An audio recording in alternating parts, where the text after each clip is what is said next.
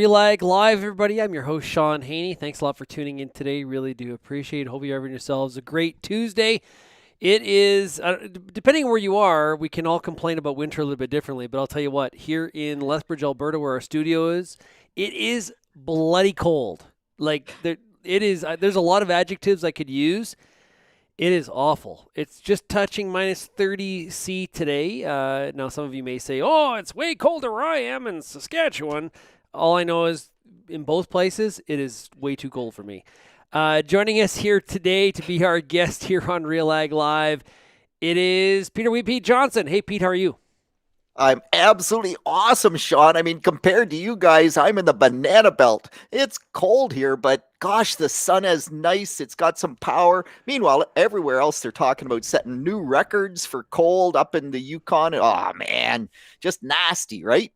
Just like a few weeks ago, we were like, oh, it's so nice. What's with this mild winter? It's unbelievable. I can walk outside in like just a vest and a hoodie. And here we are, where you just didn't want to go outside. Unbelievable. Welcome to February. Welcome to February. Exactly. Well, I want to remind everybody, if you want to participate in today's discussion, it's very, very easy, whether you're watching on YouTube, Twitter, or Facebook. All you got to do is put your question or your comment in the box, whether you're watching on any of those platforms, and we'll get to as many of those questions as we possibly can. And let's get off to it. Hey, Pete, speaking of the cold weather, it's hard to remember that spring is actually quite close. It's right around the corner. Hard to believe it. But you were looking at some data when it comes to frost-free days and also heat units and how we're actually getting access to more. Talk about that a little bit. Yeah, absolutely, Shaun. And by the way, spring is around the corner. I've actually had growers from Manitoba start to contact me because it's dry in Manitoba. And they're thinking that it's dry and maybe they could seed early. They're thinking about frost seeding in Manitoba. So that's going to be cool. I'm actually going to get it to do a presentation, I think, to some growers out there just to kind of push that bar. But yeah, it really interesting. Andy Bootsma, I think Andy has been retired for, I don't know, 20 years now. He's still doing weather data. He worked for as the ag meteorologist for Agriculture and Agri-Food Canada for many years. And so he looked at all of the weather data from Ontario and Quebec, and he did it by decades. And what's really astounding is in the last decade, so in the last 10 years, in Ontario, we've gained 127 crop heat units, and the growing season has gotten longer by 7 days. In Quebec, it's 99, so call it 100 crop heat units, and they've only gotten longer growing season by 4 days.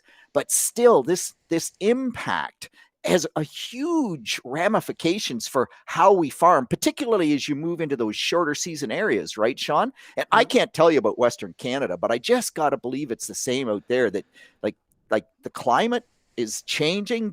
Weather records don't lie. That's happening. So cool stuff. So climate change is good for farming, for agriculture? Climate change is not good for farming everywhere. Like you really got to be careful with that.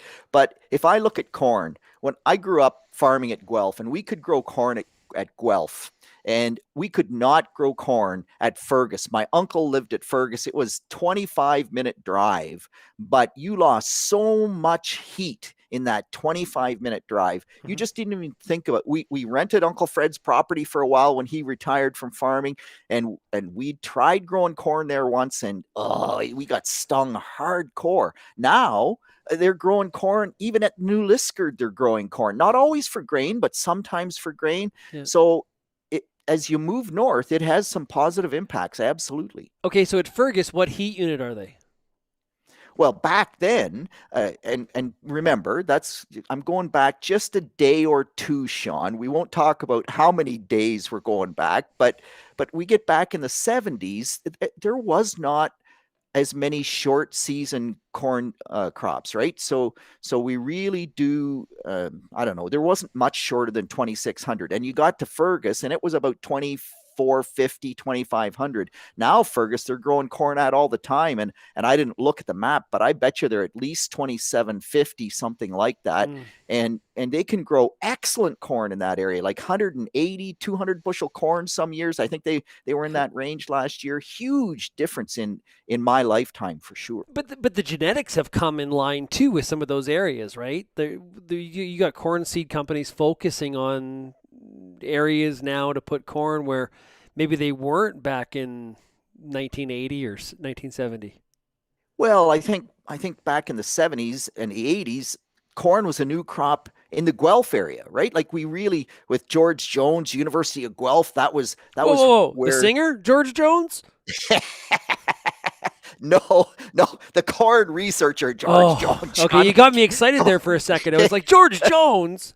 oh, you are too funny. No, so he was a professor at the University of Guelph. Okay. My brother actually took courses with him, and he was a corn guy, and he was actually corn on corn, just continuous corn, which we know now that was wrong, but that was when corn was moving in. So it takes time for the breeders to continue to expand that horizon on the corn crop. If they typically didn't grow corn at all, I don't know, north of London, Ontario, moving it to Guelph was a big deal. They didn't think about trying to move it to Ottawa or to New Liskeard or to southern Alberta for that matter, out into Manitoba. But the more you get into that shorter season area and you look at the acres in Western Canada, so any corn company is going to look at how many acres and the potential for corn in Western Canada and say, yeah, if we could breed a hybrid that would mature out there, we're going to have big corn seed sales. And there's money in corn seed sales, man. Absolutely. Well, everyone was getting all excited about soybeans in Western Canada there for a while, and they were alluding to, hey, the climate is changing, it's a better fit for beans.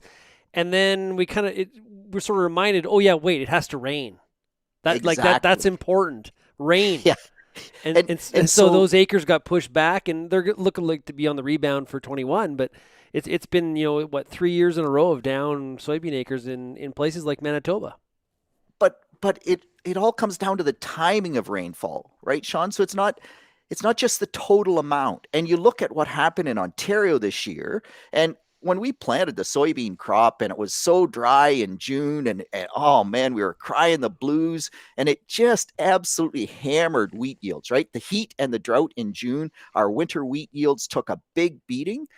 Corn was solid because it got some rain in July, but that's the critical month for corn is July, and then all of a sudden we got into August and all sorts of rain, and so August rain makes soybeans. We had the second, I think, highest yield on record in soybeans in Ontario. So from a Western perspective, look at your distribution. If you're always dry in August, then you're going to have trouble making soybeans be a good crop Yeah. just because of that rainfall distribution. And I don't know, you get a wet August, I bet you soybeans will do very well. I know they will. There's people out there that grow very good soybeans in the Red River Valley, right? Absolutely. Paul brings up a good point. Global warming is good for agriculture in Canada until we run out of water.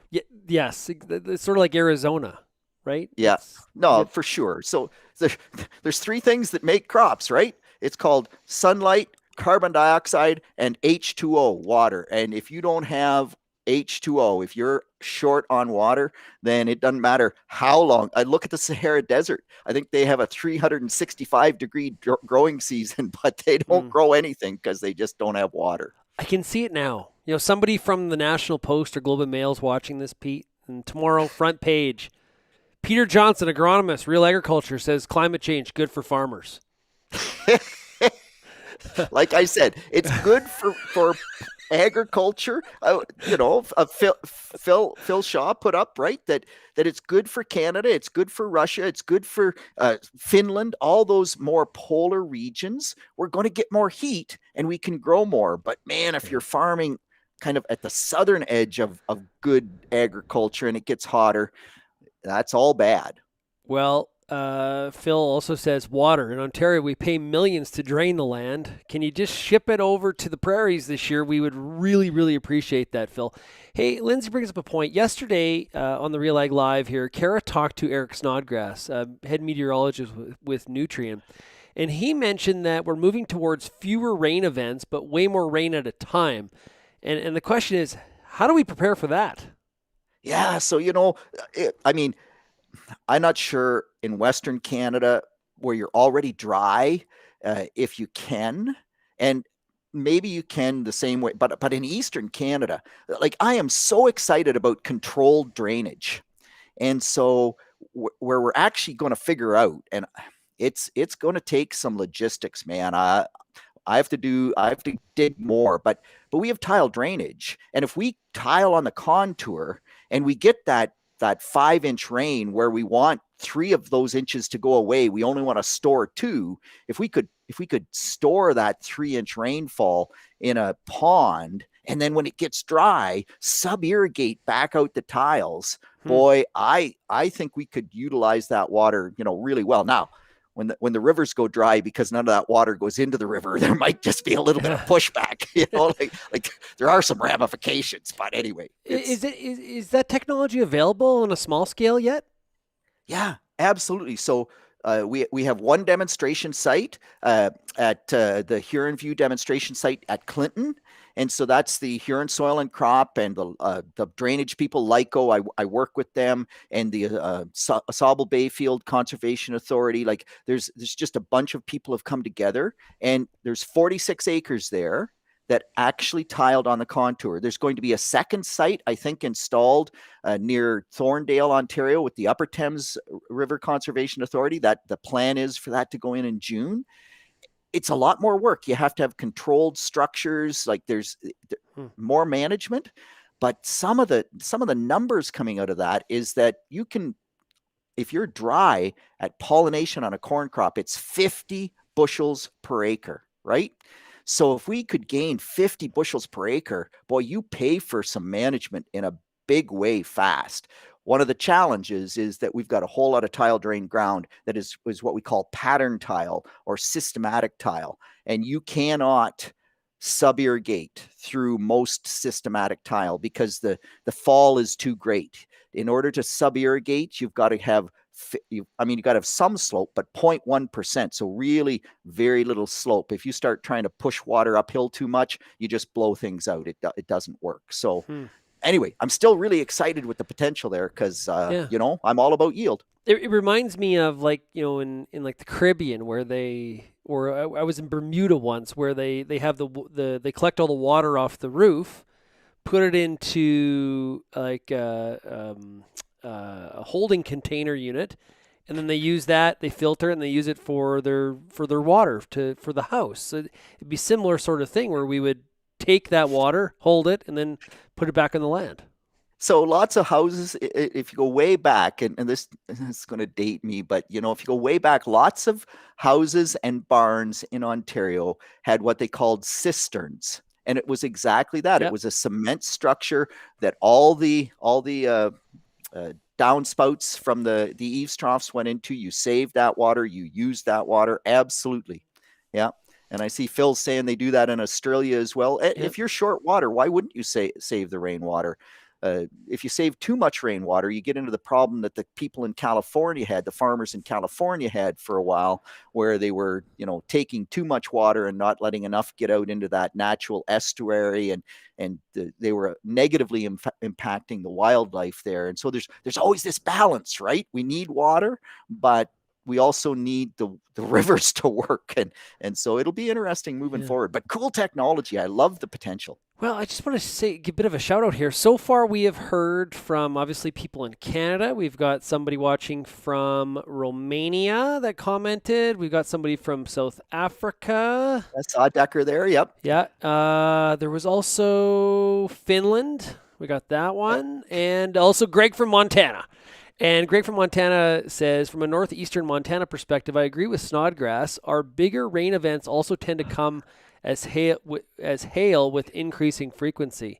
Yeah, those hail the Great White Combine. No kidding. That's oh man, terrible. That is Yeah, that is the one thing that if we get more and more hail events, that it will be bad. Like there, that's not about saving water. That's just bad. Need to find like a force field. Tarp. Yeah, Yeah. right. Yeah, yeah. Big tarp over the field. Good luck with that. Yeah. Oh Well, gosh. Mark says in Ontario we are over 10,000 liters a day. You need a permit to take water, even if it's stored water. Yeah, no, that's right. So there are absolutely, Mark's right. And some of the greenhouse people have run into this as well, storing their own water. So there is some legislation in place that we have to be aware of and make sure that we follow. But it's still, I don't know, it's a very cool thought process to kind of go down that. There are some growers that actually are burying irrigation lines. So these little, very, very fine irrigation lines, and they're burying them down in the soil. I think 14 to 18 inches with Yeah. little water emitters on them every 60 to every 30 to 60 inches. So kind of in that what's that 75 to 150 centimeter range. And boy, they're doing that on sand soil. And Mm-hmm. man, they've seen some years on when it's really dry on sand in that area, they can get hammered. They can get 80, 100 bushel corn or less. They sub irrigate with those lines, and it's pretty common to get 280, 300 bushel per acre. So I don't know. It's a balancing act, but it's got some huge potential. Do we call that irrigation tape? Is that what we call that? Yeah, irrigation tape. Absolutely. Yep. Yep. And they're burying it so that it has several years worth of life and they can plant over top of it and all those things. Costs a bit more, but it's still pretty exciting stuff. Very Keeps cool. keeps you from tilling too, Pete. Uh, Keeps you from deep tilling, Shaun. If you bury it 14 Yeah, inches, that's true. like Okay, 14. right, That's yeah. okay, like it's this surface drip irrigation that would keep you from tilling. When I, when I go to Zambia, they put out the lines and they do drip irrigation on the surface. But yeah, that's a little tough if you do tillage over that for sure. Okay, are you? We've turned cold. Previously to this, we were super mild. Are you at all worried about the winter wheat in Ontario? Oh, you are just like every other farmer in Hey, I don't I'm know, asking the maybe. questions. Don't judge. I'm just saying. Farmers in Ontario, they don't feel they've done the winter wheat crop justice unless they kill it 3 times. You got to kill, Johnson was the wheat guy. Now Joanna Fallings is the wheat person for Ontario, but I still kind of, I don't know, I'm still part of that charge, and they got to kill Johnson 3 times or they're not happy. So Hmm. no, I'm not at all worried about it because we've had snow. And so if we didn't have the snow, would I be a little more worried? Yeah, but we've been cold. We haven't gotten any real -20 temperatures. And so before I really worry about winter wheat, Hmm. we've got to have some air temperatures that hit -20 for a reasonable amount of time. And we just haven't had that. The wheat crop will be fine. What about the wheat in Western Canada? The winter wheat in Western Yeah. Canada, yeah. So for sure, if and it depends again on how much snow do you have in Alberta where you have winter wheat. There's a little in Saskatchewan, not so much. But if you've got that snow blanket, if you can get 6 inches of snow, man, I don't care if it Hmm. goes to -50 or -60. The chances of that actually getting down to the wheat crop are pretty slim. It can, but it's got to get really cold because that snow acts as a really good blanket. And of course, the longer it stays at -50 or -40, the more chance there is a problem. But you guys have excellent winter hardiness in your winter wheat varieties. If you didn't, you couldn't grow them. And so, as long as you've got enough snow cover, you're golden. If you don't have enough snow cover, then you're in trouble. Yeah, the worst is where it's wet, then freezes, that icing off. That's where it's done, right? Yeah, absolutely. And that happens in Eastern Ontario as well. So that's why we don't grow a lot of winter wheat in Eastern Ontario, even though you'd think the climate would be okay. But for some reason, we get into that part of the world and they get a bunch of snow and then it melts and then it freezes and you get that ice. And ice has essentially zero insulating effect. And Mm. so you get the minus 25 with ice, or if the ice stays too long, then it suffocates under the ice. So Yeah, either one can happen, right? that's It what can I be either, thought. I thought it had to do with it yeah. cuts off the oxygen. Well, yeah. So then it depends on how long does the ice stays. Because the wheat can live underneath that ice for about 2 weeks before it, when it's dormant, it's not using much air, so or much oxygen. So it's got 2 weeks under the ice. And in Ontario, if the the water is under the ice and that water gets away, and then you can break the ice for a little gas exchange, you're okay. In Western Canada, my sense is that when it goes icy out there, it probably stays too long, and the chances of breaking it aren't very good because you don't have any water underneath. It's just kind of that solid layer of ice that the snow got melted enough and then froze before it really melted and got away. Okay. Last night on the agronomist, we talked about seedling diseases for pulses and wheat. Looked at it more from a Western Canadian standpoint. But you want to talk about it from an Eastern Canadian standpoint, the issues that people should be thinking about? Yeah, so well, I'll talk about it from both standpoints because I really, me, I'm big on get the wheat crop planted, get the cereals planted. Western Canada, Eastern Canada, uh, Montana, North Dakota. I don't care if you're a spring wheat grower. This earlier you plant, the higher yields you get. And one of the things that Kelly Turkington said last night, because I asked that question and I thought, like everybody always thinks, oh my gosh, you frost seed, you absolutely have to use seed treatment. And I think you should. Like, I really believe it's a great insurance. And so please don't misunderstand me. But one of the things he said was that if you plant ultra early, so you're planting into super cold soils, that oftentimes the soil is too cold for the normal diseases that affect that cereal crop. And so the same, I think, kind of gets true with soybeans. We always thought when we planted soybeans early, ultra early, that they take 3 weeks to come out of the ground and we're going to have them full of root rots, whether it's Pythium or it's Phytophthora. And we haven't really seen that. And I think part of that reason is that it's too cold for the soybeans to grow, but it's probably too cold for those diseases. So we don't see that increase in root rot diseases from that really early planting or those colder conditions that we thought we would. Nonetheless, I mean, Horst has done that data. Would I ever plant without a seed treatment into those really hostile environmental conditions? No, I think it's very cheap insurance. I think you just Mm. go there, but yeah, it is interesting when it comes to root diseases, it's pretty much if it's wet and warm, that's when we see the most of the time. Pythium maybe wet and Yeah. cool, but wet and warm is bad. Okay, so a lot of growers on the prairies, down to where Greg is there in Montana, it's very dry. We don't know what the temperature is going to be like, if it's going to be warm and dry or cool and dry. Do we still need to use a seed treatment because it's dry? Yeah. So again, I think when you look at the price of seed treatments, they're very cheap insurance.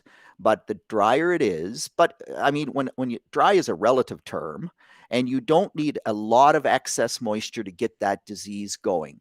And I mean, one of the comments last night was, for goodness sakes, test your seed, right? Test your seed so that you know how Yeah. much disease is on the seed. And they were talking about changing seed lots, Shaun, which man, that never happens in Ontario. We don't change seed lots. We just treat it, and either it's good or it's not good, and we carry on. But uh, if they have too much disease in one particular seed lot, they'll try to find a different seed lot that has lower disease levels. Well, if you have really clean seed lots, and the one video clip that they played, they actually had some lentils that had zero disease. They did the germ test and saw no disease whatsoever. Well, if you really do have zero disease and you're in dry soils, then the chance of getting root diseases really drops off dramatically. But just remember, you get that one freak rainstorm that you're really hoping for, and you get 2 inches or 3 inches of moisture that's going to carry you for 3 weeks or a month of the year, and the soil sits saturated for that week or 10 days, and all of a sudden you've got lots of disease in the crop. So there's it's it's a bit of a guessing game from that standpoint. Yeah. Lindsay brings up a question. Can we even find like does some wheat actually go in the ground in Ontario that's not treated? There are some farmers that use farm saved seed that do plant untreated seed. And of course, the organic growers plant untreated seed. Right. So, yes, Lindsay, you can find untreated wheat seed in Ontario. Yes, you can. Ontario. She even lives here now. It's Ontario. Oh, Lord help us. Anyway, but remember, so I had an organic grower that I worked with fairly frequently, excellent grower, and he got into a lot of bunt in his wheat seed this year, and that's a seed-borne disease. And because he's organic, couldn't treat it. They had like a lot of acres of wheat that they actually did not harvest. It was so full of bunt that it was a 100% loss, and that I just don't want to take that risk. Like Hmm. dwarf bunt in Ontario is such a bad disease. If you're a conventional grower, plant treated seed because dwarf bunt can wipe you out. Well, and we got some there's some money to be made. The prices are like there's some good prices out there. Like is it is Yeah, it worth the until risk? Like today, anyway. well, yeah, Until until today, there were today. some good prices. No, Yeah. well, there's some excellent prices. By the way, it's amazing how much crop is forward sold. So, for goodness sakes, you just absolutely want to protect that. And I don't know. In Western Canada, you've got the ascochytas in the Yep. lentils and the pulse crops. You've got loose smut in barley. Like there's just enough of those diseases that can really have negative impacts that, yeah, I don't know. I know growers take the risk. Just when you take the risk without a seed treatment, planting your seed, ask yourself, are you taking the same risk without buying fire insurance on your house? Because that's sort of the game you're playing. And your house may never burn down, in which case you won. But the year it burns down and you don't have insurance, it's a small price to pay for the gain that you can save. Yeah. There's there's a couple viewers that are good friends arguing here in the chat about growing a profitable wheat crop. So we're headed into 21, Pete. Give us the goods, simplify it for us. What are some of the things that growers need to be thinking about? The prices are until today. Prices are decent. There's an opportunity out there to have a profitable wheat crop this year. What are some of the agronomic things that people need to be considering? Yeah, so 100%. And I mean, there's so many acres of wheat. We're almost 1.1 million acres of wheat here in Ontario. That's a big crop for us. And a lot of those acres are September wheat, so they have such yield potential. So you really have to look at things like timing of nitrogen. I want some nitrogen on early to keep the tillers that are there, but I don't want to put the full shot on if I can help it because I want to go to higher nitrogen rates. The one thing that we've seen is that somehow we have to support more heads per square foot. And if you listen to Eric Watson, he's the Guinness World Record holder. He's going to be on Tech Talk Tuesday tonight, where we're talking about the crops portion of things. And he had 1,326 heads per square meter, like unbelievable. So somehow we have to get more heads per square foot. They have to be fall tillers. They have to be big heads. So some early nitrogen to hold those heads. Get your sulfur on. Don't put it all on because the wheat crop will go flat. So either a growth regulator, split your nitrogen, and then fungicides to keep that wheat crop clean. And by the way, prophylactic fungicides, we just can't go there anymore. Environmentally, we just have to start doing a better job. So watch what diseases you have, time your fungicides to the diseases, but keep the canopy healthy. If you listen to Eric, they don't ever want the wheat crop to slow down. So keep it healthy and don't miss your T3 fungicide, your fusarium fungicide, man. It makes huge differences. And if you can keep that flag leaf green through grain fill, then you're going to have a bigger wheat crop. We've seen that time and again. Same with stay green and corn. Like we are learning so much. I've been around a long time, Shaun. We have learned so much in the last few years That's an about high yield understatement. crops. Understatement. Oh, thank you very much, Mr. Haney, sir. No, we've learned a lot, and Yeah. we're making headway. It's cool. Cool. Well, like with everything we're doing, whether that's RealAg Radio, the Agronomist on Monday night, RealAg Live, trying to do everything we can through the growing season and before Oh, to and try the to provide that schools. information. And the schools as The well. Yeah, good schools. point. Oh, like there's so much information in those schools, Sean. I've started sending people there more and more because I don't know how videos you have in the Real Ag archives between all the schools, Lots. but it is massive. And there is just a ton of good information there. You want to find something out, go check out the wheat school, the corn school, the soybean school, the soils school. It's like there's I don't know, the dairy school. You're getting out of my area now into livestock, but there's tons of good information there. There's no question about it. I'm just doing some calculations. I figured there's about 14 to 1500 agronomic videos Yeah, just in the so schools. yeah. So well over 1,000 or to 15. Like that's huge, man. That's Yeah. huge. Uh, Question here from Colin, and it's a good one. And hopefully, Daryl had answered your question why Jeff Bennett can't grow profitable wheat. We're just trying to be as helpful as we so possibly can. so one of the just maybe Jeff can't grow profitable wheat because 27% of the final yield comes down to the grower. And so if I'm dead serious, the yens, that's one of the things we found out. You as the farmer makes such a huge difference. 27% of the final yield comes down. It's actually, Sean, why I'm such a crappy farmer and my neighbors are such good farmers. Yes. Because I miss that 27%. Anyway, sorry, Yeah. there's a question. That's similar to an F1 card. You know that 70% of the result is the car and only 30% is the driver. Did you know that? So exactly. Yeah. Yeah, you as the farmer matter, man. It's huge. Let's get to Colin's question here. Seed early in Saskatchewan might mean a couple frost events after it pops up early in May. Should I try to wait till the May frost will miss emerging wheat or just get it in? Colin, get it in. Get out there. Seed, seed, seed. Just because the growing point is below the ground. Now, this is different with peas. It's different with canola, like the lentils, the pulse crops, the legume crops. No, that's totally different. But as soon as you're talking a grass, wheat, barley, oats, the growing point stays below ground. I could care less if the frost takes off. It gets to the 3-leaf stage, freezes those leaves off. Don't care. Hasn't hurt it. It's going to come back and it'll be the best wheat crop you ever had. Get that stuff in the ground. What year was that, Pete? We saw that in Ontario. You and I talked about this when we did the agronomist with Brian Bears. I remember going to Ontario. The wheat was black. Like it looked dead. I think dead.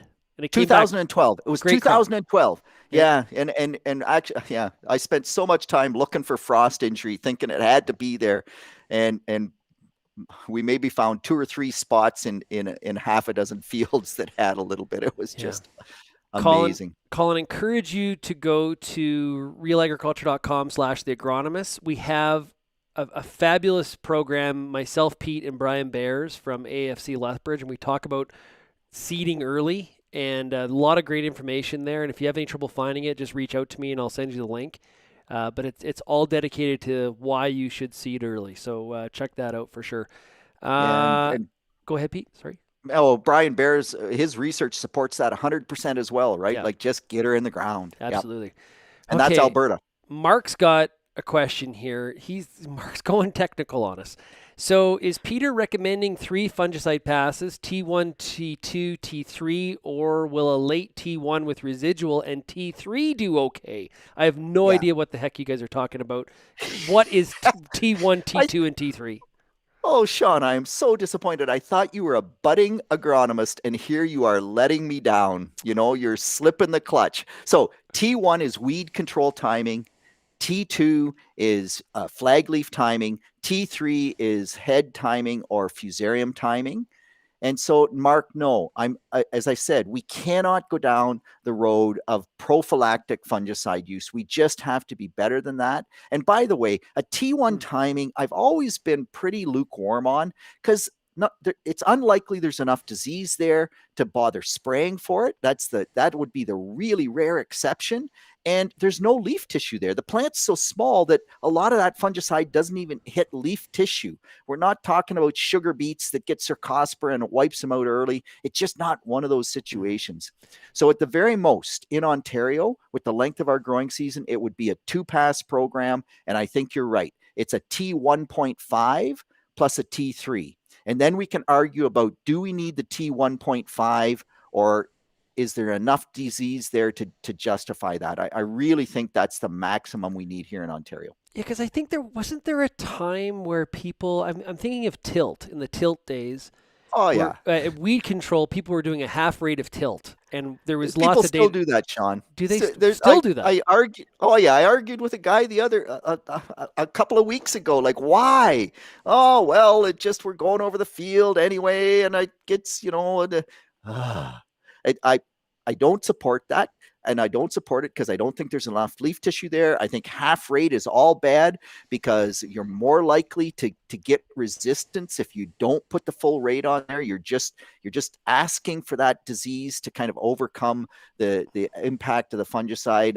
I I'm not a supporter, but lots of growers still are in that camp. Okay.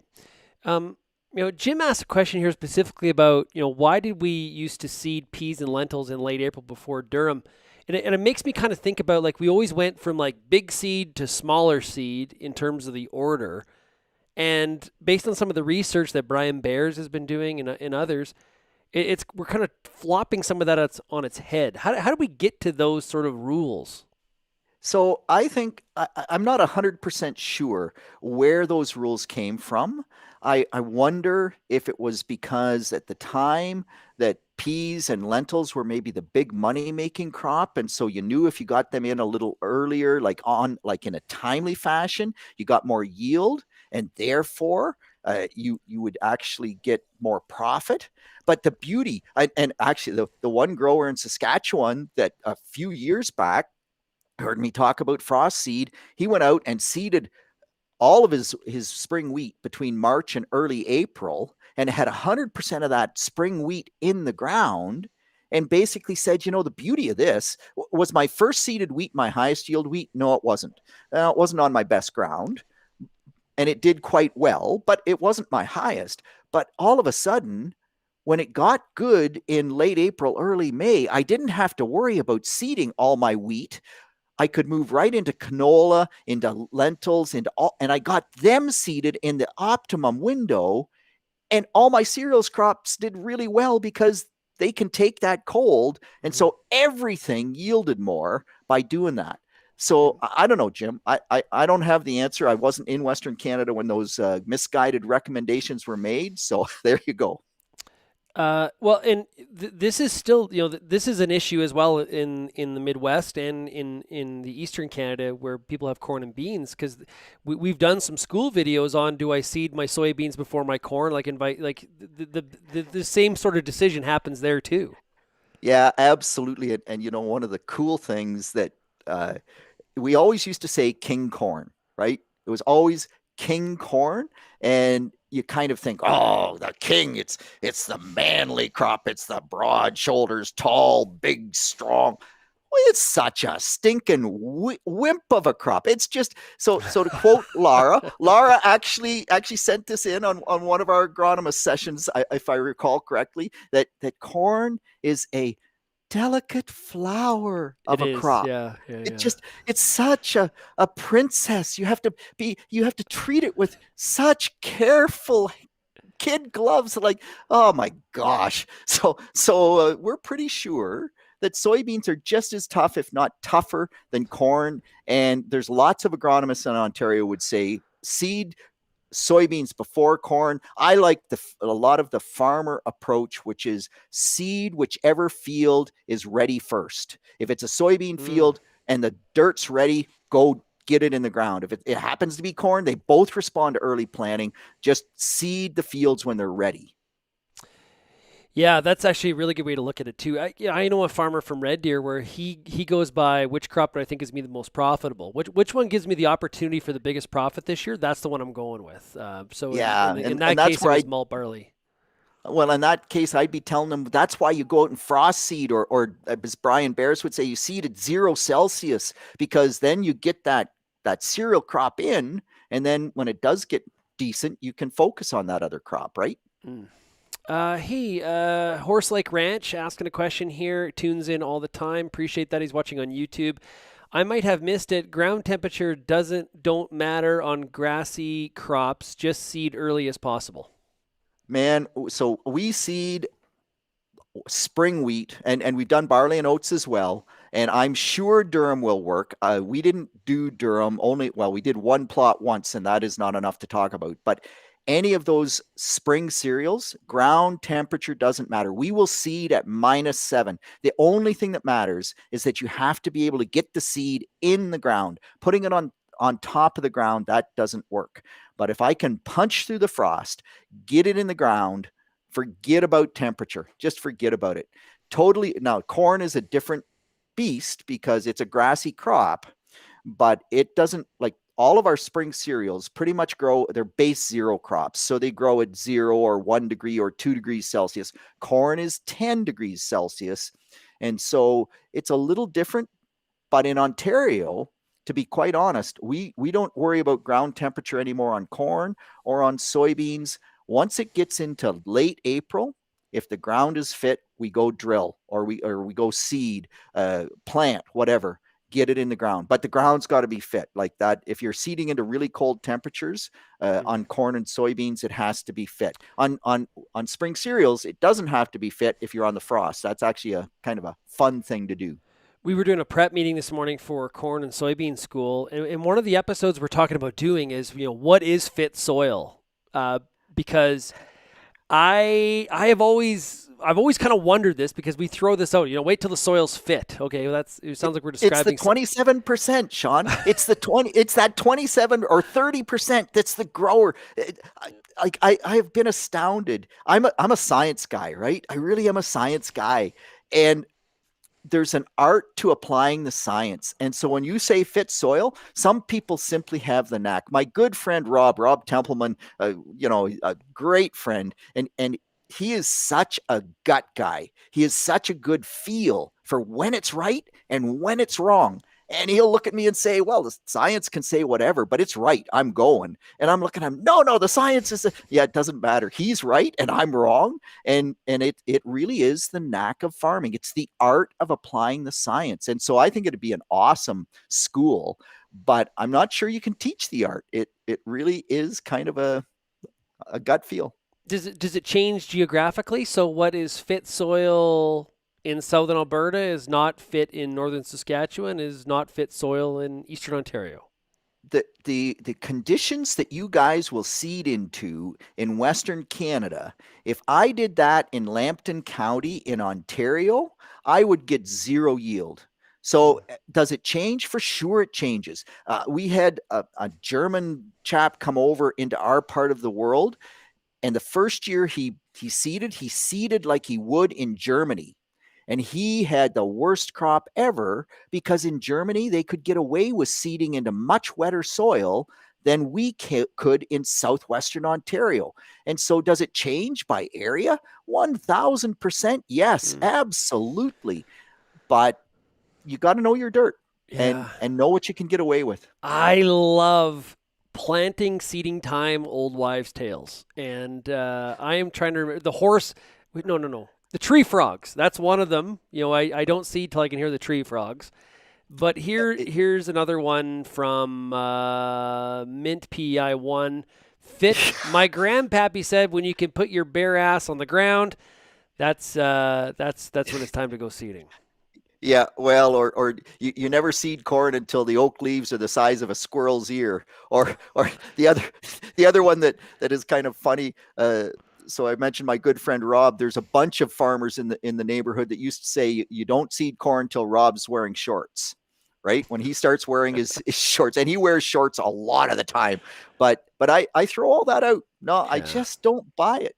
Right? You Yeah. just yeah. I mentioned geography differences with fit soil, but Mr. JPJ says depending on the date, sometimes you have to just close your eyes and plant. There's And that that would too. be that would be Jeremy, my son, and he is 100% right, Shaun. And that's exactly what we did last spring. He told me to go away. He said, "Don't look, Dad. You'll stop me. It's May the whatever it was, 23rd. This crop has to get in the ground." And he carried on with the corn planter. Mm. What a good decision on his part. Like, man, it worked. Jeremy, feel free to contact me anytime and give me any stories you feel you should pass on to me about your dad. I I really appreciate that. Oh, thanks, Shaun. Phil says in 2019 the soil never got fit in Lambton County in the deep southwest of Ontario. That was because it never stopped raining, and so that was one of those examples that Jeremy was just talking about. You just close your eyes and go because you look at the calendar, you're like, we got to get it in if we're gonna go. No, that's right. And Shaun, that's part of the art of it. And it's also like sometimes you can do everything right. And Mother Nature, she always bats last and you fail. Other times I've seen it where neighbors did everything wrong. Like it's no, it, and Mother Nature smiled on them and it worked out way better than a guy like me trying to do it right. So there is just a challenge from that standpoint, no question. Yeah, and this year in Western Canada, the western half of the U.S., it'll be get it in and hope for rain. They're not gonna have to worry about closing their eyes. It's gonna be well, maybe close your eyes and just cross your fingers that the clouds are gonna open up. Encourage everybody to check out No. yesterday's RealAg Live with Eric Snodgrass. Great weather forecast. Phil Shaw put it very well. Excellent discussion. You can find that at realagriculture.com/live. Pete, we have been going for 45 minutes. Great audience participation, great comments, great questions.